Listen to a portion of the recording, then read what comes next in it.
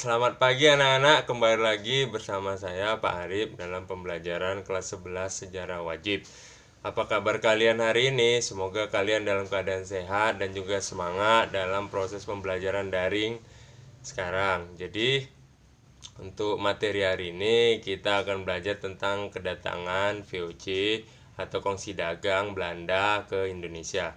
Jika minggu lalu kita membahas tentang kedatangan Portugis dan Spanyol ke Indonesia, maka kali ini adalah tujuan pembelajaran kita mengenai proses masuk dan berkembangnya Kongsi Dagang VOC ke Indonesia. Untuk mengetahui materi lebih lanjut, silakan lihat berikut ini. Masuk dan berkembangnya pengaruh VOC di Indonesia.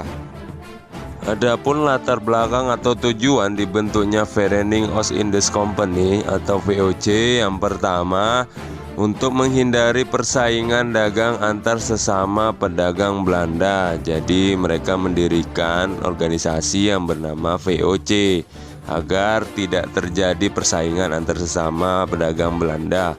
Yang kedua, agar memonopoli rempah-rempah di Hindia Timur. Yang ketiga, menghadapi persaingan dengan para pedagang asing. Dalam hal ini ada negara-negara yang sudah datang duluan ke Nusantara, yaitu Spanyol, Portugis, dan Inggris. Yang keempat, menghadapi kerajaan-kerajaan di Indonesia. Peter Both merupakan Gubernur Jenderal VOC pertama yang bekerja dari tahun 1610 sampai 1614.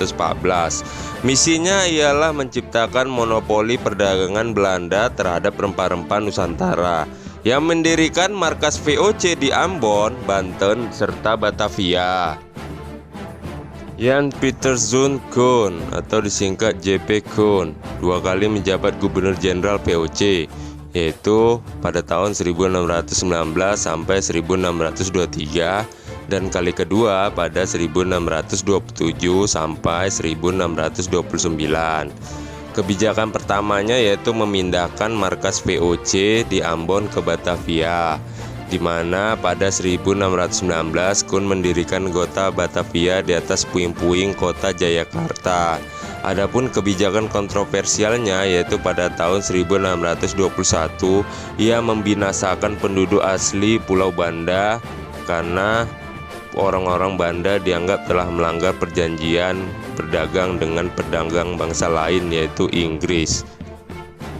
VOC memiliki beberapa kebijakannya di Nusantara, yaitu yang pertama monopoli perdagangan, di mana dengan cara menentukan jenis tanaman apa yang boleh ditanam seizin VOC dan menentukan daerah dan luas wilayah yang digunakan untuk menanam dan menjual harga jual tanaman tersebut. Yang kedua, ekstirpasi, yaitu pemusnahan tanaman perkebunan milik pribumi untuk mengendalikan harga pasar. Yang ketiga, pelayaran Hongi, yaitu pelayaran yang dilakukan di perairan Maluku untuk mencegah terjadinya perdagangan gelap bangsa Nusantara atau Indonesia dengan bangsa selain Belanda. Yang keempat, strategi divide et impera atau politik adu domba. Strategi ini sering digunakan VOC untuk mencampuri urusan internal kerajaan-kerajaan di Nusantara sehingga kerajaan di Nusantara menjadi melemah dari dalam. Hak oktroy atau hak istimewa VOC terdiri atas yang pertama, hak memerintah negara jajahan. Yang kedua, hak membuat dan mengedarkan mata uang sendiri. Yang ketiga, hak mengangkat dan menghentikan pegawai. Yang keempat, hak membentuk pasukan. Yang kelima, hak melakukan monopoli perdagangan. Yang keenam, hak menyatakan perang atau damai. Yang ketujuh, hak membuat perjanjian dengan penguasa setempat. Dan yang terakhir, hak membuat pengadilan sendiri. Dengan berbagai kebijakan serta pendudukan yang dilakukannya di Nusantara, VOC pada akhirnya menikmati laba atau hasil yang didapatnya, di mana VOC menjadi perusahaan yang makmur dan kaya terutama di Eropa. Jika dibandingkan dengan zaman sekarang, VOC pun memiliki kurs atau nilai keuntungan yang sangat besar. Bisa kita bayangkan di mana perusahaan seperti Microsoft, Facebook, Apple digabung. Hal ini setara dengan nilai kekayaan VOC. Kejayaan VOC pada akhirnya tidak bertahan lama. Hal ini disebabkan oleh beragam faktor. Yang pertama, faktor internal, di mana banyaknya pegawai VOC yang melakukan korupsi. Yang kedua, sulitnya melakukan pengawasan terhadap daerah penguasaan VOC yang sangat luas. Yang kedua, faktor eksternal, yaitu meletusnya revolusi Prancis yang menyebabkan bangsa Belanda terpecah fokusnya, di mana di satu sisi mereka berperang melawan Prancis, di sisi lain mereka juga memiliki perhatiannya terhadap Indonesia. Yang terakhir, reaksi penentangan rakyat Indonesia terhadap VOC. Hal ini menyebabkan banyaknya habis anggaran dalam melakukan pententraman terhadap wilayah yang melakukan pemberontakan. Pada 31 Desember 1799, VOC secara resmi dibubarkan dan pemerintahan VOC di Nusantara pun diambil alih oleh kerajaan Belanda. Pembubaran VOC ini tidak terlepas dari pendudukan Prancis atas negeri Belanda pada tahun 1795. Prancis di bawah Napoleon Bonaparte membawa semangat kebebasan dan kesetaraan. Hal ini yang membuat VOC bertentangan dengan paham tersebut sehingga VOC pun dibubarkan. Ya, itulah tadi materi kita tentang kedatangan dan proses masuknya VOC ke Indonesia.